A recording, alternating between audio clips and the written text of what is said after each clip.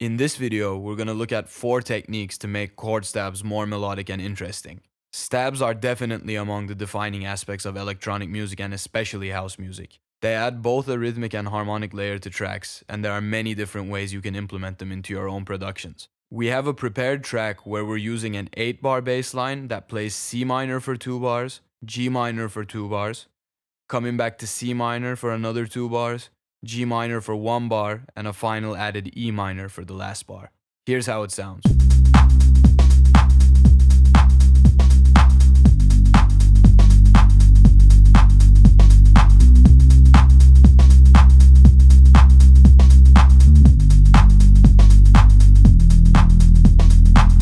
The current chord progression is C minor 7, with the notes E flat, the minor third, G, the perfect fifth, and B flat, the minor 7, also known as the flat 7th. Then we have the G minor 7, which is played in its third inversion position, which starts with the note F, which is again the minor 7th.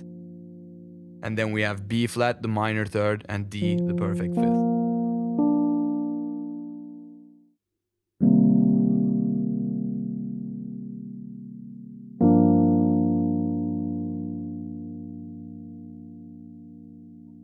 Our E minor 7 is in its root position without playing the root note, with the notes G, the minor third, B, the perfect fifth, and D, the minor 7th.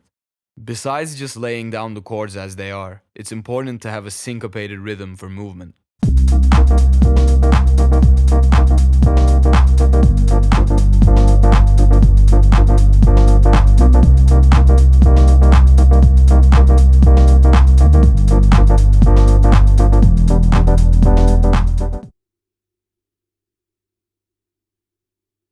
The first tip is creating a cluster texture, which means sometimes adding in the notes next to our original chord tones, which are the 3rd, 5th, and 7th.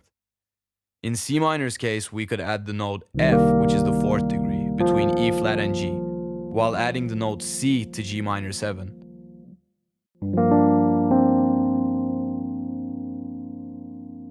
And for E minor 7, we could add A. These are all the 4th degrees, but also close to our original chord tones, creating a dense texture. The effect of more notes being played in close proximity creates a dark and blurry atmosphere, which sounds more mysterious and intense, compared to more classic voicings.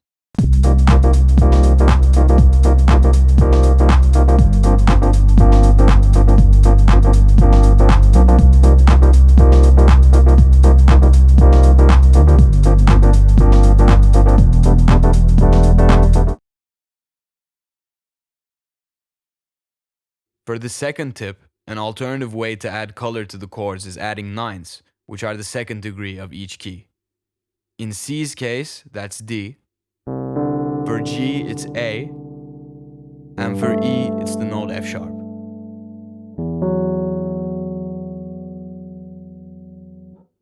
Now let's add these 9th notes to our chords. In C minor, it will be the top note, while in G and E minor, it's in the middle.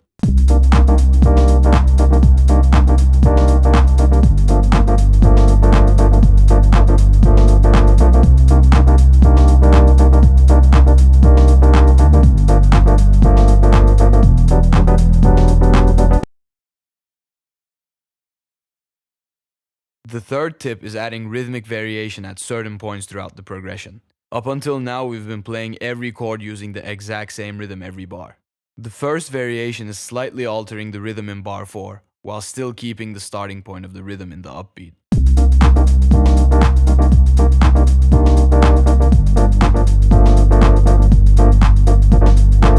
The final variation on bar 8 starts on the first beat and adds a great contrasting texture to our stab rhythm.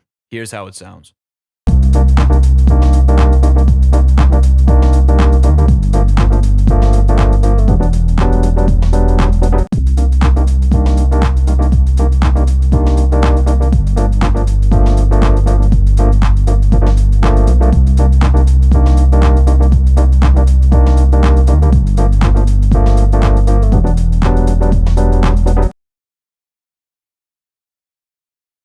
Our fourth tip is adding small melodies throughout the progression. The rhythms of the melodies can be simple and short, as they have to fit in the small gaps between the chords.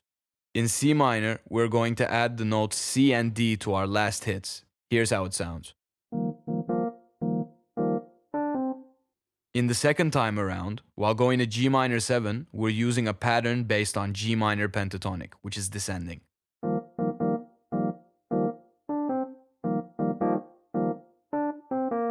When we come to C minor, we use the exact same melody again.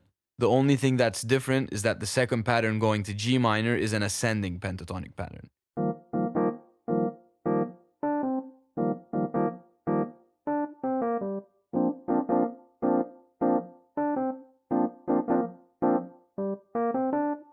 Another melodic variation we can do is to use an octave pattern. This is what going from G minor to E minor using the A octave sounds like.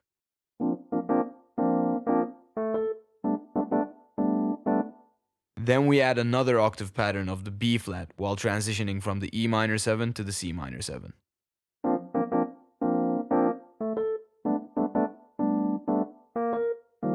We can also add some slight alterations.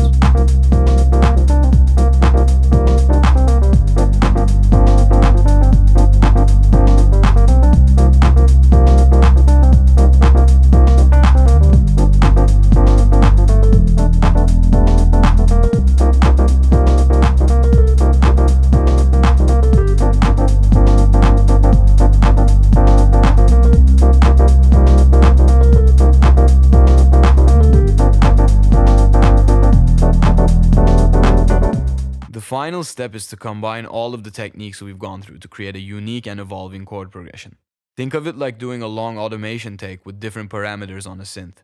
Experiment and then use your best moments. Working with stabs like this can also help you create a framework for your entire track arrangement. Here's our final track.